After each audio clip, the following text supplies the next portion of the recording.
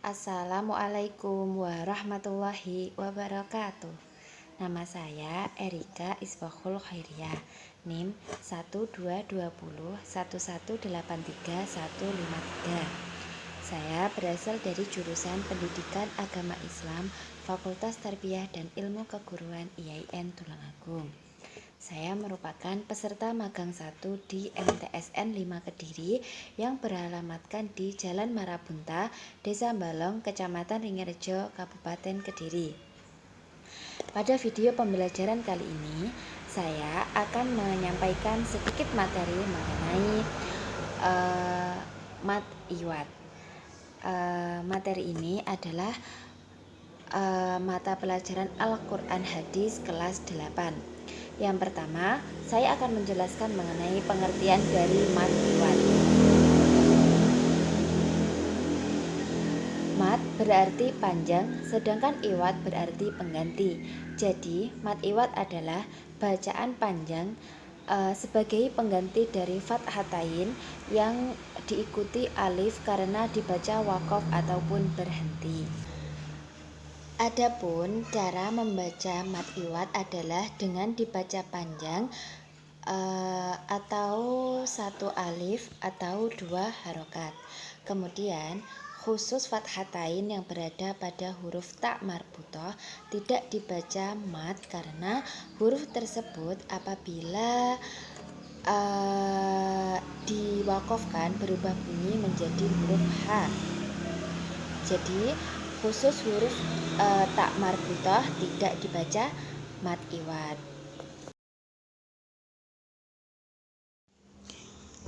Kemudian contoh bacaan Mat Iwat adalah terdapat dalam Al-Quran Surat Al-Adiyat yang berbunyi Bismillahirrahmanirrahim.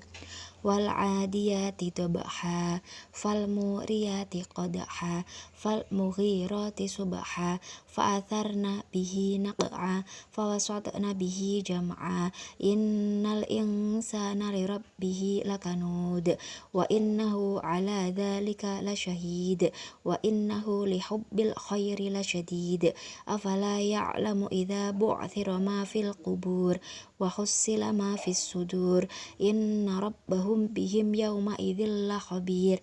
Shadaqallahul adzim. Nah, pada surat Al-Adiyat terdapat hukum bacaan Mat Iwat. Yang pertama adalah pada ayat pertama, yaitu wal adiyati dhabha, yaitu pada kata dhabha, dan terdapat pada ayat kedua, yaitu fal muriyati qadha, yaitu pada kata qadha. Nah, contoh yang ketiga terdapat dalam ayat ketiga, yaitu fal mughirati subha, yaitu pada kata subha. Yang selanjutnya pada ayat keempat, yaitu fa'atharna bihi naq'a, pada kata naq'a. Contoh yang selanjutnya yaitu pada ayat kelima, yaitu fawasatna bihi jam'a, yaitu pada kata jam'a. Nah,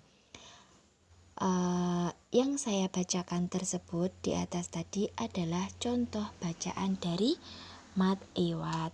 Kembali lagi, kenapa dihukumi Mat Iwat? Karena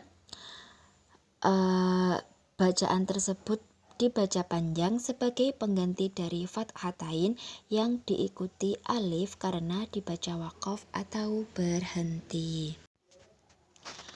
Contoh yang kedua yaitu terdapat dalam Al-Quran Surat Al-Abasa pada ayat ke-25 yang berbunyi Bismillahirrahmanirrahim.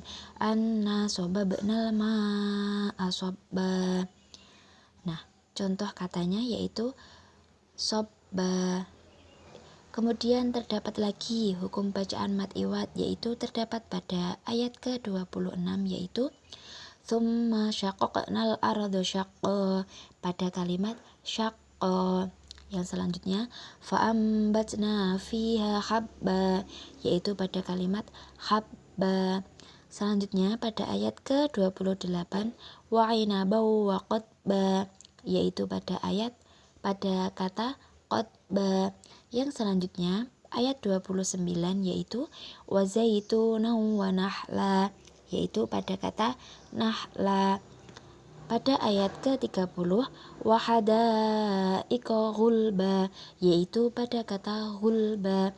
Yang selanjutnya wa fakihata wa abba, yaitu pada kata abba. Nah, yang saya bacakan tadi adalah contoh bacaan mad iwad pada Al-Quran surat Al-Abasa, tepatnya pada ayat ke-25 sampai ke-31. Contoh bacaan mad iwad yang selanjutnya yaitu terdapat dalam Al-Quran surat An-Naba, yaitu pada ayat ke-6 yang berbunyi Bismillahirrahmanirrahim. Alam naj'alil arda mihada, yaitu pada kalimat mihada. Pada ayat 7 wal jibala autada, yaitu pada kata autada.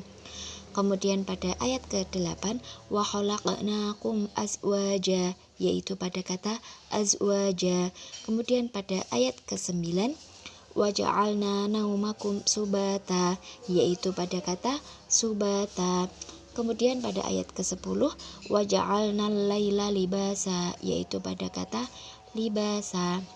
Mohon maaf karena pada Al-Quran surat An-Naba ini terdapat banyak sekali hukum bacaan mad iwad sehingga tidak bisa saya bacakan satu persatu. Pada intinya, pada Al-Quran surat An-Naba ini juga terdapat kata ataupun ayat yang dihukumi mad iwad. Salah satu contohnya adalah seperti yang saya bacakan tadi, yaitu terdapat dalam ayat ayat ke-6 sampai ayat ke-10. Saya akhiri video pembelajaran singkat dari saya hari ini. Ada kurang lebihnya mohon maaf. Wassalamualaikum warahmatullahi wabarakatuh.